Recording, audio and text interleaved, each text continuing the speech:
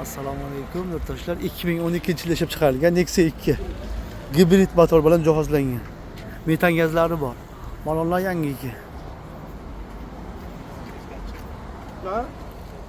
Ichki holatlari. Suyavi o'tdi dev akamiz. Chaqa-chuqa kraskalari bor.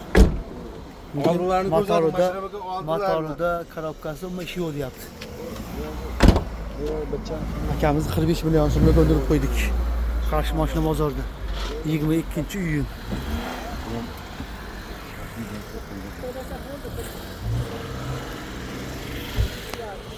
Sobo motorida korobkasi Yo'q, asli 300 ga tortadi. Tortadimi? Tortadi. Telefon raqam 99lik, yo, 97lik, 456, 5080.